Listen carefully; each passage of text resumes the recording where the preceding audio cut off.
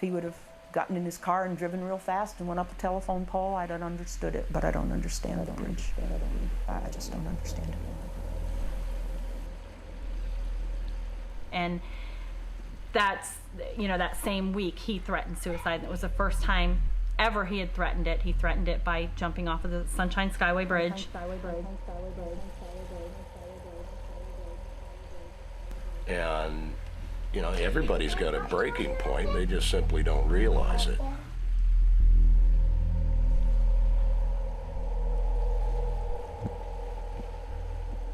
And I remember specifically looking at the clock because he was supposed to be to work at 8. Or actually 9. He was supposed to be to work at 9. And I picked up the phone to call him at 6:30, and I said, you know what, it's kind of early. Let me wait an hour or so because he's probably tired. You know, he needed the sleep.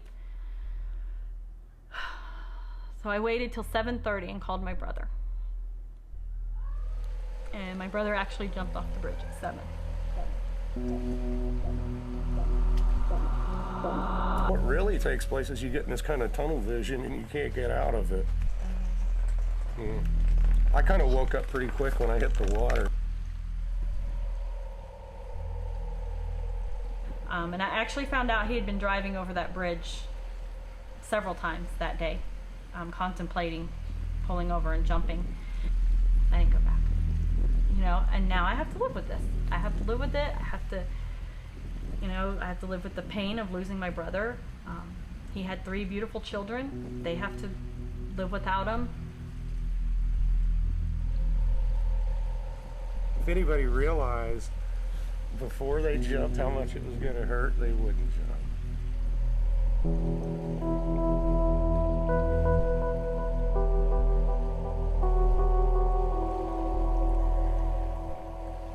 The pain comes and goes. Some days it's worse.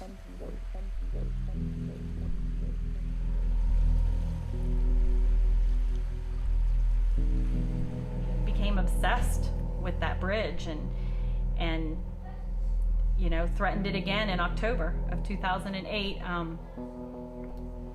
And he did it, you know, October 18th. He, I don't even know how long he was at the bridge. I do know that he went over the bridge northbound and coming back southbound. He text messaged his wife at 6 a.m. Apparently waited an hour for her to respond, did not get a response, and pulled over at 7 a.m. and jumped.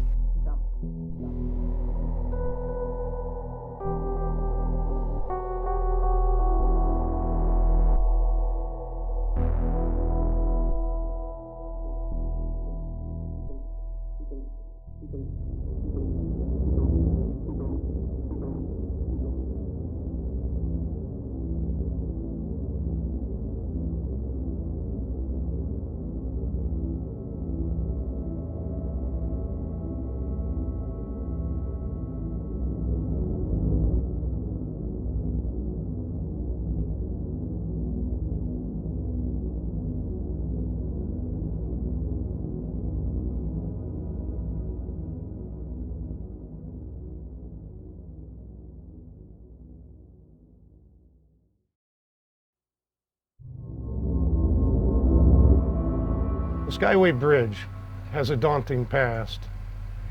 Starting in 1980, where 33 people lost their lives. Mayday, mayday, mayday, Coast Guard. Mayday, mayday, mayday, Coast Guard. Vessel calling, mayday, vessel in distress. This is United States Coast Guard, St. Petersburg, Florida. Request your position, nature of distress, and number of persons on board, over. This is it. All the emergency equipment out to the Skyway Bridge. Vessel just hit the Skyway Bridge. The Skyway Bridge is down. Get all emergency equipment out to the Skyway Bridge. The Skyway Bridge is down. There's a mayday, emergency situation. Stop the traffic on that Skyway Bridge. This is Coast Guard, St. Petersburg. Roger, what size is the vessel that hit the bridge, over?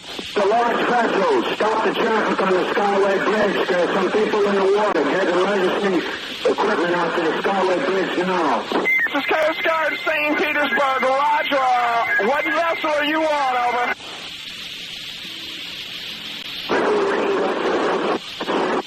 Some adventure Summit Venture, Coast Guard, St. Petersburg. Roger, what is the size of your vessel and can you assist? Over. Cannot assist. We're 606 feet long, light draft. We cannot assist. We are in on abutment. Stop all the traffic on the bridge. Send some vessels out here to render assistance. People are water. This is Coast Guard, St. Petersburg. Roger.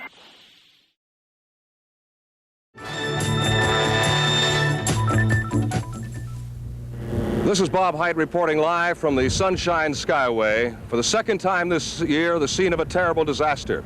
Today's claiming 31 lives when the freighter Summit Venture smashed into the southbound lane of the Skyway Bridge, collapsing 1,300 feet of the structure into the bay. Now here's Frank Migliore with a report on what is the worst accident in Bay Area history. Divers began to pull bodies from the water about an hour after the crash. By late afternoon, the confirmed dead reached 18. Coast Guard officials believe there are perhaps another dozen people in the water. Many of those people were passengers on a Miami-bound Greyhound bus.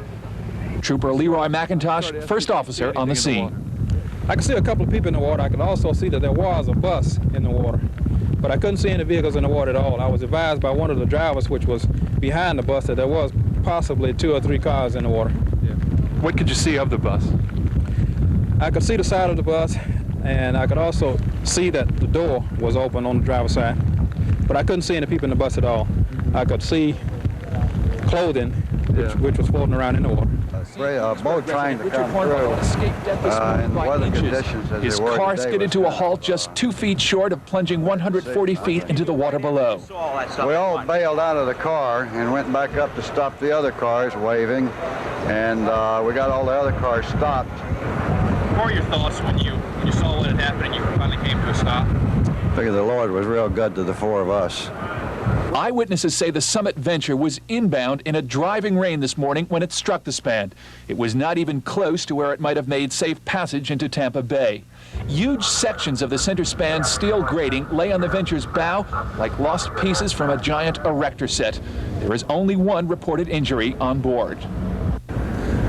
Tugboats were quickly on the scene.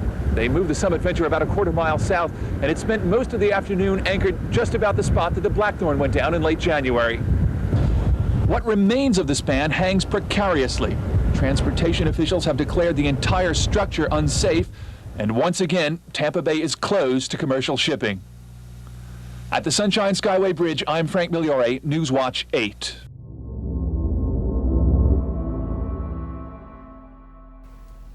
I used to live in a place where every day I looked out at that bridge, every single day. And it's pretty amazing. It's a pretty amazing sight. And I think I can understand its magnetism.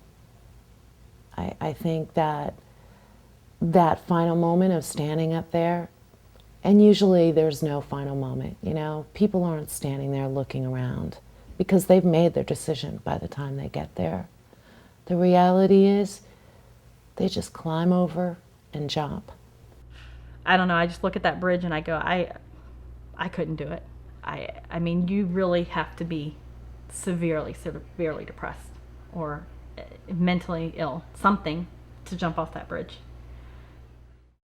I think that people get obsessed with the bridge. I think you see it in the mainstream media, you see it out there, people doing it, and I think there's some people that just honestly get obsessed by the bridge and jumping from it.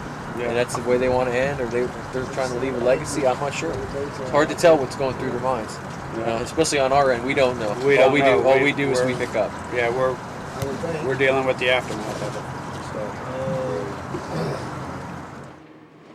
I think that the Skyway,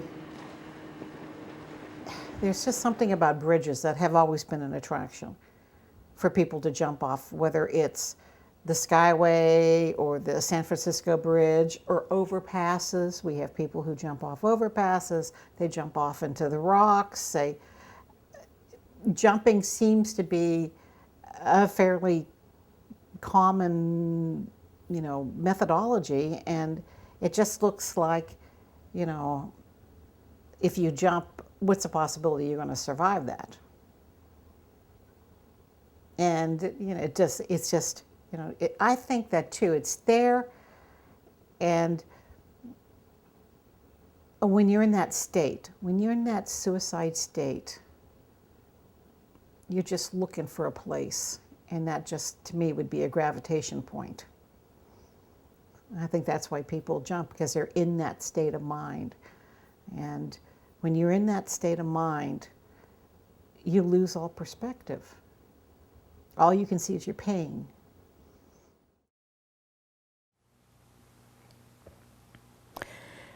Matt always said, the purpose of life is a life with a purpose. I don't know what purpose was served by jumping off a bridge. He had a life. We all did. Life has changed tremendously. Nothing's the same. Nothing ever will be the same. Whether it's a child or a spouse or a friend, it changes your life. It changes the way you look at life, the way you feel, and the way you remember.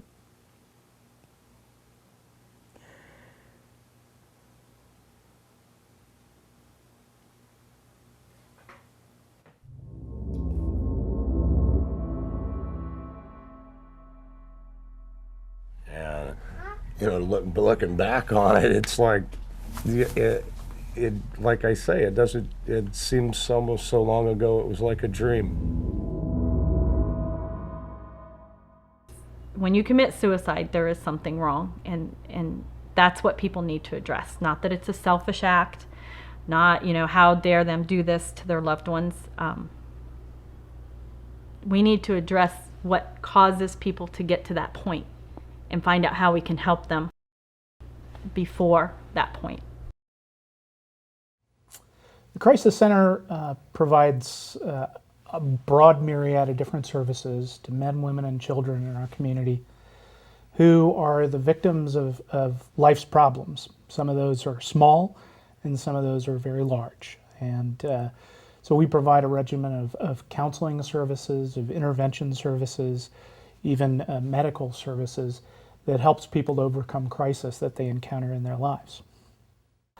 Well, it is interesting that our crisis hotline workers sit in a room looking out at the Skyway Bridge as if being constantly reminded of what the potential for human despair is.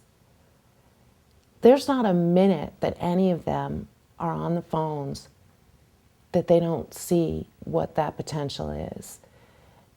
And when you look at that bridge every single day, it's very easy to think about what it would be like to see your life as so meaningless, as so painful, that climbing up to the top and throwing yourself off would feel like a release. It makes me really sad, but I understand it. And I wonder if maybe more people than not understand it, and that's why it's so iconic. When the bridge phone rings, it's a very specific ring. Anybody in the program can pick it up, although the new people tend to look at it with terror. After a while, everybody's used to it. You put down whatever you've got, whatever you're doing, and you pick that phone up. And sometimes it's someone anticlimactic, sometimes it's somebody with car problems, but occasionally it's not. Sometimes it's that last connection that somebody's looking for. And so at that moment, you are faced with having to hold on until the Florida Highway Patrol gets there. And they're pretty quick. I mean, we're talking a few minutes, but that's a long few minutes. But if it works, if you manage to make that connection, if you can hold on for those few minutes, it is amazing. It is what we're there for. It is. As morbid as it might sound, it is, you want to know every last detail, good or bad. And I wish that I could find who found my brother, and that I could tell them, I'm sorry. I'm sorry that you had to be part of this, because I can't imagine finding a body in that, in that condition, floating in the water. And You know, I go boating with my 2 sons. I can't imagine. And I just, you know, like for me, it's important to let that person know that my brother didn't think of that, because I think if my brother would have thought of that, maybe he wouldn't have done that. And maybe that's something that I should have said to my brother. You know, what about, you know, if you jump, what about the person that's going to find you? You know, what are you going to put their lives through? Well, the first thing that happens is when we initially receive the call of a jumper from the Skyway, the first thing we do is get on the phone. We notify the dive team, and at the same time we notify aviation. We get aviation to fly out and do a flyover to see if they can locate anybody in the water, because they're the fastest to get out here and respond. As you've seen, that it's a significant time travel for us to get out here from our office. We also notify the dive team, which is Scott Jones's area of expertise. He's a diver on the Sheriff's Office dive team. He's also the assistant dive team leader. And then he starts to corral the troops that he needs in order to come out here and safely execute a dive in the event that we need to search for a body. And then what we do as divers, we get the divers together, usually meet at the Marine office, load up in the boat with all dive gear, and take the trip out here with the Marine unit. And once we get out here, usually start a search pattern, see if we can locate a general area. And then the Marine unit deploys the divers. Usually we'll deploy from the boat, because as you can see out here, there's really nowhere that you can actually pull a boat to. Deploy from the boat, do our operation, and when we locate the victim, generally bag the victim in the water, and then have to get the victim back to the boat, load them in the boat, get the divers safely back into the vessel as well, and then start our trek back to our office, where the Sheriff's Office detectives usually come out with a medical examiner and do their job with the victim. We're well aware that the whole time that we're doing this, there's things that go through your mind. It's like, does this person have a kid at school? Somebody making their way to the school to pull them out of the class and say, hey, your mom or your dad's not coming home today because they jumped off the bridge. So no matter how bad we have it, we think of them, and they have it a lot worse than we do. And at the same time, while we're out here searching for a body, we're also well aware that there's a whole family somewhere sitting in their living room, chomping at the bit, wondering, they found him yet? They found him yet? They found him yet? And telling, you don't want to tell people, well, the weather's bad, so we stopped searching for your loved one. That doesn't go over very well with people. Of course, if the body surfaces and a civilian's out fishing and they do come across the body, we usually don't tell them to recover it. We tell them to stand by at a distance, because, like I said, the devastation that occurs when somebody hits the water from that height and that speed, you really don't want the trauma effect on that civilian. Tell them to stand by, keep an eye on the body, but keep it a safe distance. And then we respond. We usually we get a coordinate from them where they're at. We'll respond, and then we do our job. We bag the body in the water usually. Depending on the circumstances, we'll bag them in the water and then get them on the boat, and as safely as we can, get them on the boat and then get them back to our office. But as far as the civilian, we really try to limit their exposure to the body, just because of the effects it might have on somebody. I don't know. I've heard that installing nets on the Skyway is not possible. I don't know why structurally. I think they've said that it's not possible. I do know one thing. I know that they had cops patrolling and I don't know whether they did it 24 hours a day or if it was randomly. But I do know that they saved, I think, like 42 lives in a matter of 3 years or something. And I might have those completely wrong, but I know that it was a high number of people in a short amount of time. And the thing that amazes me is that they don't want to spend that expense, which I can kind of understand. However, when a person actually jumps from that bridge and you have to call out the helicopter, and you have to call out the Coast Guard, and you have to call the FHP, and you have to back that traffic up for how long? What is that costing you? I mean, really, have they figured out that versus what it would cost to patrol that area? The Florida Highway Patrol's function on the Skyway Bridge, we do a suicide prevention watch.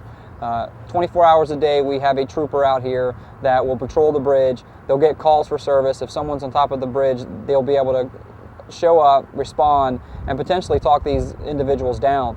The success rate, I mean, we're over 25% of these people are being talked down by these troopers. They're extremely successful. They go through crisis management training in order to speak to the individuals, and we get them the help that they may need. That encounter with that trooper may be the little bit of help they need to not do what they're getting ready to do. When we first receive a call on a vehicle on a Skyway, what we'll do is we'll dispatch the trooper that's on the Skyway detail from that day. Shift commander will be notified. We'll go to that vehicle. We'll run the tag. We'll make sure we'll find out who the owner is and to find out who the driver is. Because sometimes people do break down on the Skyway, they leave their vehicles there. So one, what we want to do is contact the owner, find out if they know where their vehicle's at. Then we want to make sure that we locate the person that belongs to that vehicle. If in the case that someone did jump off the bridge or they were taken off, we'll be able to notify the Coast Guard and other authorities to assist us in locating that individual. Of course, when we find that abandoned vehicle, if we cannot find we can't find an owner, we don't see anybody on the bridge, the vehicle doesn't come back stolen, we have to go through the steps. We definitely don't want to wait too long, because potentially if we wait, that person could, if they did jump over the bridge, they could be alive. So we'll notify the proper authorities immediately, and then we'd rather be safe than sorry. The Coast Guard, the fire station, they will be deployed. We've had incidences in the past where they have been deployed and it wasn't a jumper. Someone just left their car up there. Normally what happens is we get a report from DOT. The cameras, they'll see a car on top of the bridge, or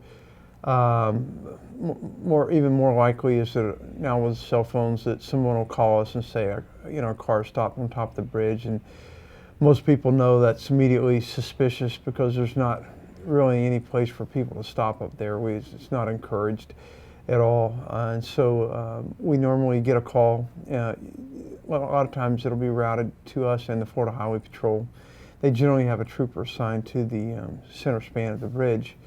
The center span, of course, is in Hillsborough County. It's kind of it's just a bit of an oddity, but it requires us to either travel down towards Bradenton, Florida, or travel over to St. Petersburg to get to the center span, which is in the middle of the shipping channel. And so we usually have a delayed response getting there. So sometimes there'll be another agency there before us, sometimes not. But we dispatch a deputy sheriff up there, and of course then we have to determine, is it northbound or southbound, which sometimes can even give a even longer delay. Todd and I were married in 1999, and in March of 2009 we had just celebrated our 10th wedding anniversary. On January 16th, 2010, Todd received his 3rd-degree black belt in Taekwondo. His mom actually flew in to see him, and this was up in Chicago, and it was really cold. That same day was the same day that he'd gotten the offer of the job to be able to start down here February 1st. So he started his job down here February 1st at a great company in Sarasota, using all of his technology skills that he had been using. And I don't know what happened. 6 weeks later, in the middle of the night, he gets up from his bed, leaves the remote controls on the dining room table, and drives the car to the bridge, parks the car at the top of the bridge, and jumps to his death. I think there's a few reasons why the bridge draws so much attention from people wanting to kill themselves. For one, they feel that they're alone anyway, and at the top of that bridge, it's a rather lonely spot when you stand out there by yourself and look over the edge of it. And you can commit suicide and really not have involved anybody else, and from a sad standpoint, you're not messing up anything in your house. There's not a lot of blood in their view. People view it as a cleaner way to commit suicide. Although, if you see what happens to people when they fall that far and hit that water, it's not a pretty sight to see, and it's not a painless way to die, and I think it's over-glorified. I believe certain people think that they're going to pass out before they impact the water, which is not the case. We used to take new negotiators down there and have them stand up there because some of them were scared to death to be on top of that bridge. And when you take a rock or something and throw it off that, and you see how many seconds it takes to impact that water, it gives you a chilling realization of how big that and how high up you are and how long it's going to take for someone to die. So, you know, what can you do? What should you do if you think someone is thinking about or is at risk of suicide? Talk about it. Ask them. It's that simple. You're not, and talking about it and asking them, are you thinking about killing yourself? You're not putting that idea in their heads. In fact, you're probably giving them a relief because they've been holding this stuff in. And as we know, suicide carries a bit of a stigma even in today's society. And so people are embarrassed, afraid, angry, you name it, a myriad of feelings about it. So the best thing you can do if you suspect that someone's at risk is just ask them. They're trying to get maybe, you know, someone to feel sorry for them, and it's just not so. People are pissed off, not sorry. You know what I'm saying? Pissed off because... What it seems like. I mean, whatever you cost that, you know, that you want to jump, and you want to jump because you might, you know, want to have your problem solved. Well, the problem is not solved. Maybe solved for you, but not solved for the other person, you know? And even if you, when you jump and you're thinking that you can get the other person to love you because you're, you know, giving up your life, well, that's not true. You know what I mean? If you're trying to hurt yourself to prove somebody that you love that person, well, it gives a different impression. You know what I'm saying? They want to stay away from you. You know what I mean? It just, no good comes out of it. We know suicide's difficult to talk about, but sometimes people are feeling so bad that they actually say, I wish I wasn't around anymore, I don't want to be here, life is too hard. And again, we can ask them if they're suicidal, and if someone says, yes, I have been, then it's okay to talk with them about what's brought you to this point, what are the things that are problems for you, what are the things that are causing you not to want to go on. Those are all ways to be a good listener. You don't have to solve their problems, but by letting them organize their thoughts and get their problems off of their mind, it eases some of the stress they're under. And then any of those questions and comments and conversation can be followed up with information about helplines that you can give to others, such as the national helpline 1-800-273-TALK. And that'll connect someone anywhere in the country with a professional counselor. I don't sleep. It's been a year. I still don't sleep. If I sleep 2 hours at a crack, that's a lot. Social Security has decided I'm disabled because I can't handle stress. I don't cook. I've lost 35 pounds. And all of his emotional baggage he dumped on me. So all the stuff that he was worried about, now I carry it. Even though I don't want to. I carry it instead. Will I ever get well? My hope is to get better. I'll never be who I was before. And now I get to make myself into somebody different, even though I didn't want to. I don't feel that suicide is any more or less of a selfish act than anything else anybody does to themselves. I think that by the time a person decides that they're going to commit suicide, they're in such emotional pain. How can you make a person stay in such pain? I do believe that there's a whole period up to the point in which you can commit suicide where you can talk to anybody. It doesn't have to be me, it could be anybody. And that's the selfish part, when you keep it inside and don't want to try to get better. I think that we as a people need to acknowledge suicide as a type of death, and I believe it's nonsense to say oh, well, so-and-so died from suicide. We can't put that on the air because somebody else might die from suicide. If that worked, why don't we try it for murder? We won't broadcast murder anymore and see if that will stop murder. But to hear we won't broadcast suicide because there'll be another suicide, folly, nonsense. When I went to the funeral home, I'm sitting there. Bring me a big red hazmat bag. Actually, the fact that they call his body hazmat waste is really upsetting. And they bring me this orange bag, and I look inside this orange bag, and inside this bag are the clothes that he was wearing when he died. They had returned them to me. So like a good wife, they were smelly. I took them home and I washed them and I dried them and I folded them up because I don't know what to do with them. What do you do with them now?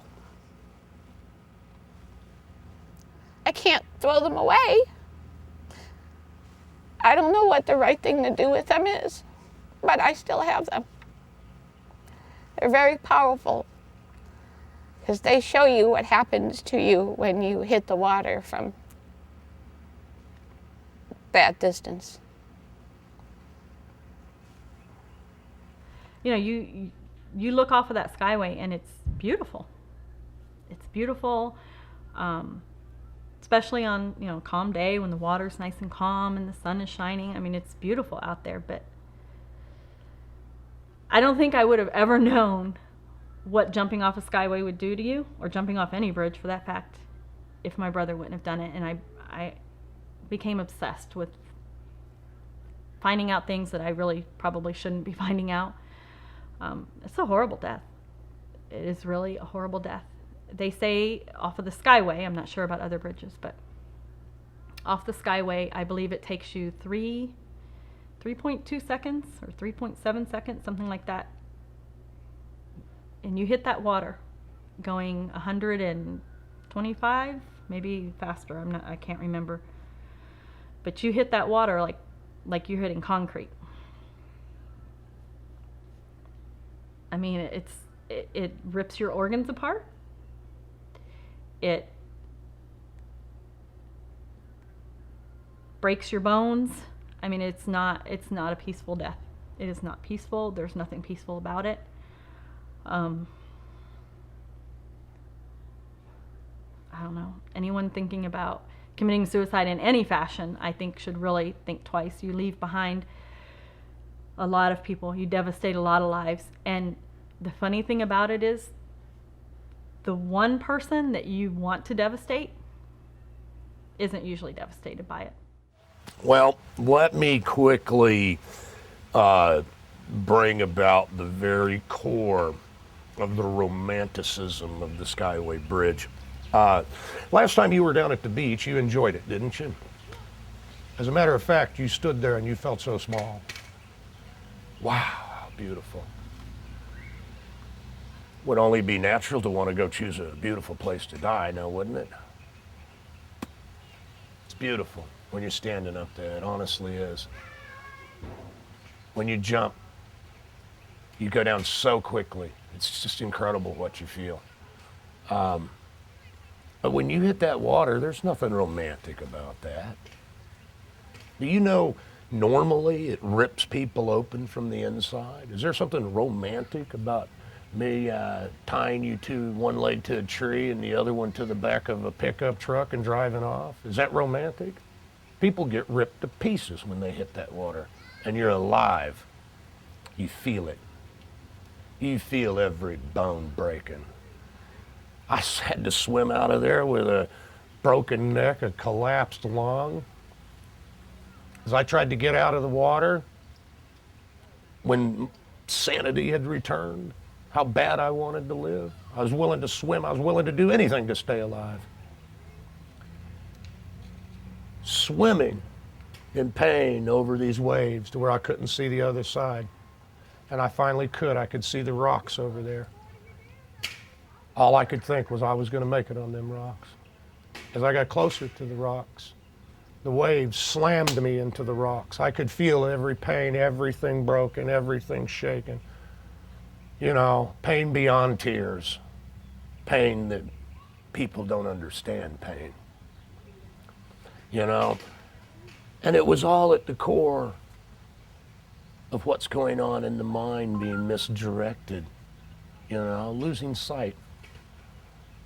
Now, the romanticism of the bridge is an illusion.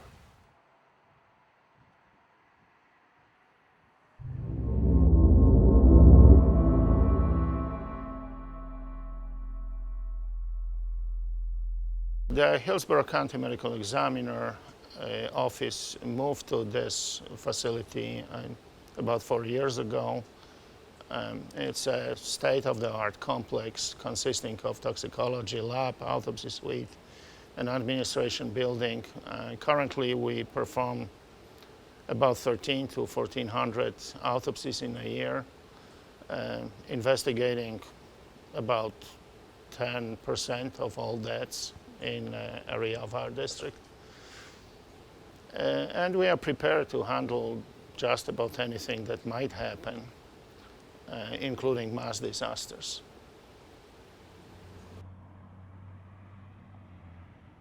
Medical examiners are doctors appointed. Chief medical examiner is appointed by governor. The associate medical examiners by chief medical examiners.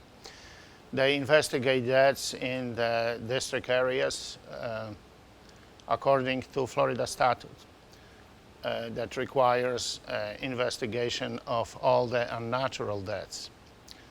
And this is basically what we do. We investigate deaths in the area of Hillsborough County, and we render opinions regarding the cause and manner of death. The cause of death is injury or disease that initiate a chain of events ending in someone's death. And the manner of death is statistical classification into one of 5 categories. It's a pseudo-judicial division into homicidal, suicidal, accidental, natural, and undetermined deaths. Most of people that jump from the bridge die due to blunt impact injuries. We almost never see drownings. The kinetic energy that is caused by the velocity of body in free fall from 200 feet height or so creates tremendous force. You can measure it in tons, I would think. And what we observe usually in these cases is multiple blunt impact type injuries. Fractures of ribs, fractures of other bones, fractures of spine, lacerations of internal organs like liver, spleen, lungs, heart, injuries to the central nervous system, neck injuries. That's what we typically observe in these deaths. We're typically dispatched. And we do run, the Coast Guard also gets involved, especially if there's a search that we have to do too. I mean, sometimes they call it in and ask us to come out and help. Sometimes we, when we get it, we obviously call them as well. We work good with the Coast Guard, and the Coast Guard comes out, we'll set patterns, and we do our search patterns out here. And sometimes it can take 2, 3, 4, 5 hours to locate the body. It depends on how it is. I mean, nobody realizes when you're down here on the water level how much you cannot see. And if a body is just floating underneath the surface of the water, and just that's all you see. It's usually you have to be on top of it. It's got to be within a couple yards, and then you can see it. Usually do we see a body far out? So that's why sometimes, depending on the tide, the wind, the currents, and everything, it could take us up to 5-6 hours to find somebody. And then, like we've said before, a lot of times we'll call the search off. I mean, after a certain amount of time, it's just it's just not going to happen. Yes, we just call especially at night, bad weather. Maybe somebody will spot the body, or will come up, or whatever. But there is that time frame where we just cut it off. What happens is we'll bring the body back to a marina that's on the southern end of the county, Pinellas County. And at that point, we'll transfer the body up onto that seawall at that marina. And we'll typically check available. to get the boat back in service. However, Hillsborough County needs to send their representative out, which could take anywhere from an hour or 2 hours, just depending. You know, the numbers seems to be getting more. It seems like at least once a month now we're going out. Before you'd probably have maybe 7, 8 a year. Now it's once a month, sometimes twice a month. Sometimes twice, yeah. You know, that's unfortunate. Then we, you know, our procedures, we keep them hooked in. We got the body bags, and you know, we take this door out. You know, the door comes out, and we, you know, just slide the bodies on deck into the bag, zip them up, and you know, as best we can, and take them over to the marina that we go to, where we usually meet the sheriff's department, and then they take over with the ME from there. So when we have a body on board, we're coming in. This is where we come. We have our units come over and meet us that are on scene, and then the Hillsborough County Sheriffs, if they are not on scene, which usually they're not, sometimes they are, we have them come here to O'Neill's, and this is where we, you know, bring in the bodies. Right here, where the concrete is and the pilings, that's where we offload. So we just pull up. We usually have some help trying to get them off. Like I said before, sometimes you know, they're like a sack of potatoes, a big bag of potatoes. You know, there's no rigidity at all. So a lot of times we'll have to actually get a backboard out, put the backboard down, put the body on a backboard, and then pull it up, because it's just the bags just rip and they're just not stable, and you know, the bodies are in such bad condition. And there's the birds waiting for the parts. Yeah, there's the birds waiting for us. But this is where we bring them, right here. They're dropped here.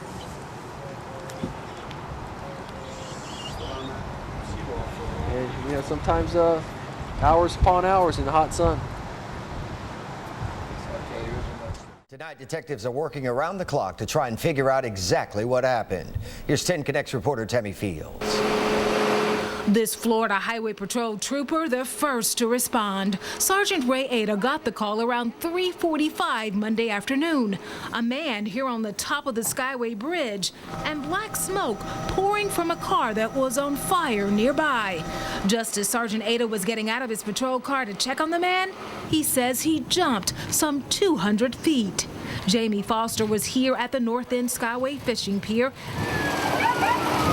and spoke with us by phone about what she saw next. A boat came up, and there were 3 fishermen in the boat, and the guy was shouting, "Does anybody know CPR? Does anyone know CPR?" Foster talked them in through it. They believed he was still breathing. She took off her shoes and was about to dive in the water, but it appeared to be too late. He had on no shirt, he had on maybe denim shorts, and he had on socks and shoes. And he looked very pale. The man did not survive.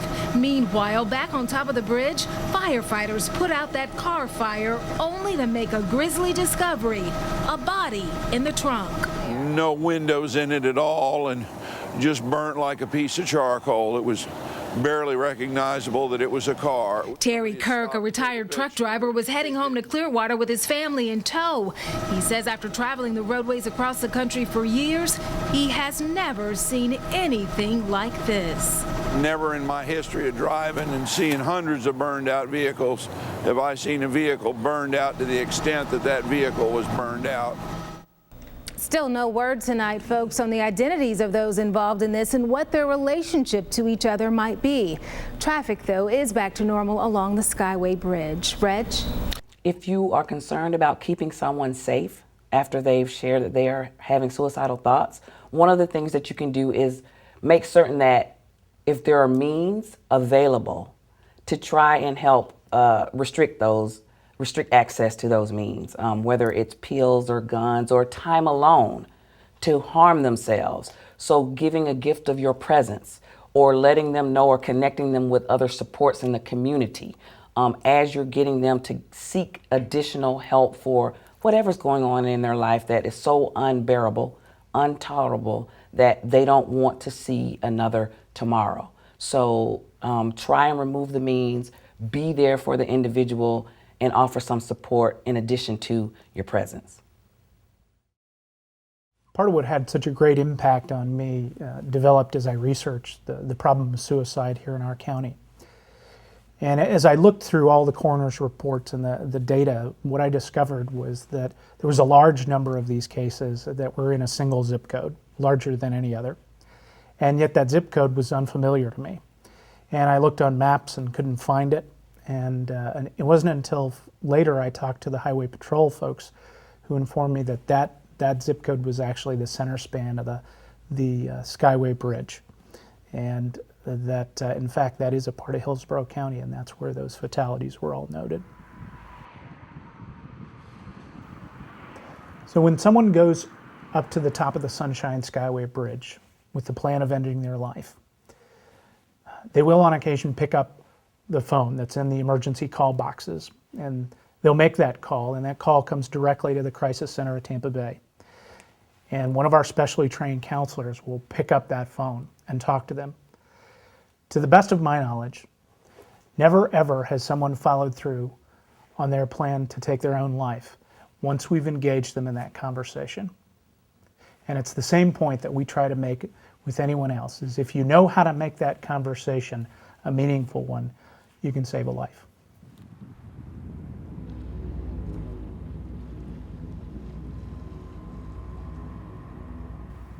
It's the only one around. It's just like the Golden Gate Bridge in San Francisco. It's here, it's tall, it's big, and it's famous. You know, there's other gourd bridges. There's ones in other parts of the world. There's ones in Japan. There's places all over the world that people typically go to commit suicide because people know that they will be successful there. In that moment, I would, I'd love to encourage everybody to go over to Busch Gardens and ride Shikra, because that's exactly what it feels like. Totally to the hill. That just taking your breath away. Yeah, I just wanted to live. I was like, oh my God, what have I done? You snap out of it, man. You're happy then for a moment. The real sad part about jumping off of the Skyway Bridge, there's so many people, I'm sure, on the way down would have chose to swim out, Yeah, I'm just incredibly fortunate to have a second chance, and I'd like this second chance to mean something to somebody else. It certainly means something to me. Yes, it's true. It's a miracle that I'm alive. Looking at my son Jet, I think of greater miracles and generations yet to come. See, my son Jet would have never been born had I have not survived the Skyway jump. How many generations could be lost in this? As I'm now a grandfather, I look at my youngest son and I think, my goodness, he's going to be a father, and he's going to be a grandfather. Perhaps untold generations could be saved. Maybe your life is a little more important than you ever thought it was. Certainly mine was. It's clear to say that I'm alive for some reason. The beauty of it is I know that reason. You're not an accident. It's been millions of years just to get to this point. How many generations lay out there in front of you? As somehow we're all part of it. We're part of all of this time. This is our time to live. We need to look at the safety net, because when the safety net erodes, people's options begin to diminish. And when your options diminish, that bridge begins to look awfully good. And I think the bridge is really iconic for that reason. I've looked at the Skyway Bridge, I've looked at the Golden Gate Bridge, and I've wondered about what is it about the bridge. It's not just any way, it's the bridge. It is about throwing yourself off of something into nothingness. What does that really mean? And truthfully, in all of that thinking, I really believe that a piece of it has to do with feeling like you don't count. And so you're driven to a place where you have to do something big because it's the last thing you'll ever do. And who hasn't felt insignificant? Who hasn't felt trapped? Who hasn't felt like there was nowhere to turn, or that maybe things would be better if they weren't around? Those are fundamental human emotions, but yet our society's made a taboo out of it. What's that about? The pain that I feel now is the pain that he was feeling, maybe even more, because he was about to lose everything he knew, you know. And I know that part of suicide is that you blame that person, you hate that person, you're angry with that person. And I'm not angry with my brother because my brother tried to get help. I think we all failed my brother. I think society failed my brother.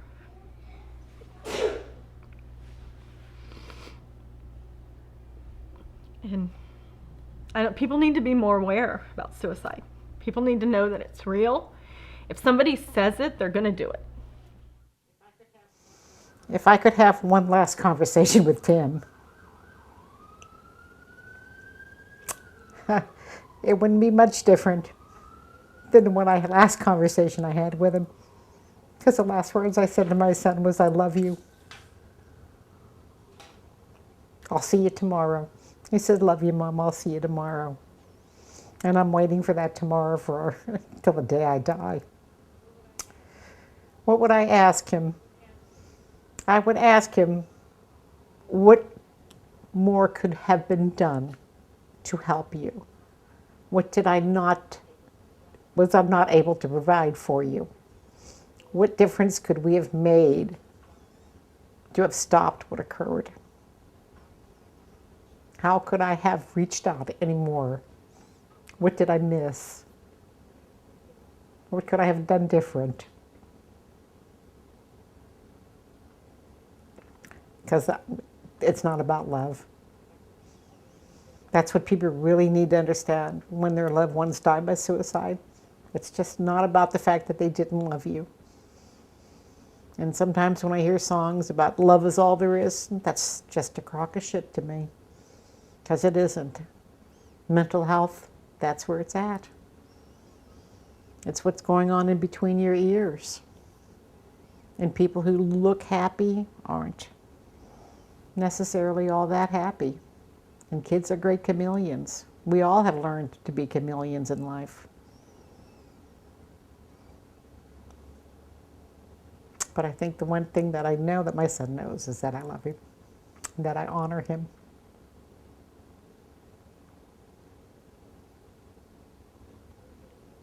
And if there's any way we could have stopped this, I would have gave my life for it.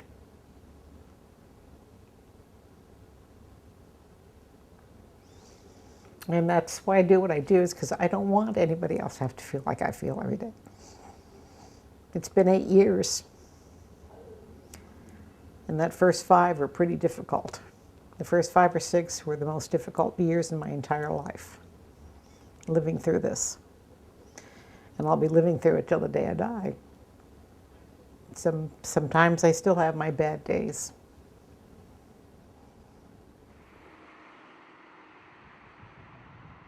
The bridge made it far too easy.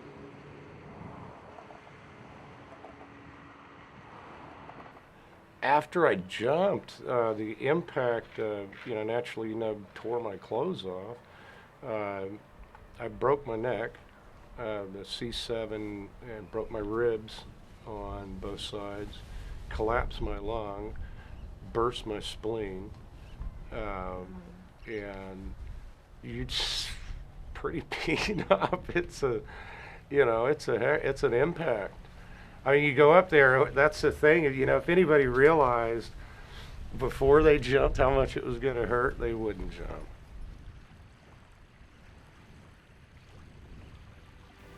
Our crisis hotline workers sit in a room looking out at the Skyway Bridge as if being constantly reminded of what the potential for human despair is. There's not a minute that any of them are on the phones that they don't see what that potential is. And when you look at that bridge every single day, it's very easy to think about what it would be like to see your life as so meaningless, as so painful, that climbing up to the top and throwing yourself off would feel like a release. It makes me really sad, but I understand it. And I wonder if maybe more people than not understand it, and that's why it's so iconic. Hundreds of people have lost their lives on the Skyway Bridge due to suicide. If you are experiencing suicidal thoughts right now, please contact someone. And if you find yourself on the Skyway Bridge, please use the phones. You need to talk with somebody right now. It's going to be okay. It doesn't mean you're crazy. It just means maybe you're a bit overwhelmed with life at this moment.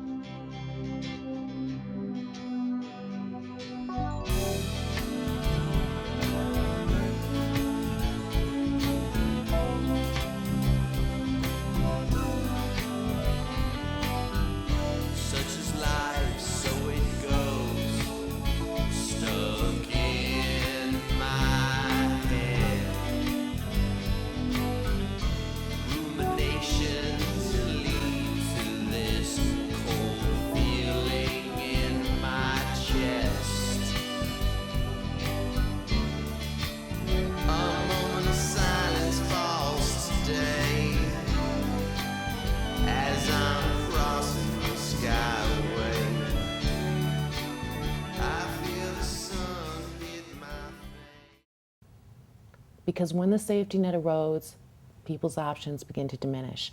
And when your options diminish, that bridge begins to look awfully good.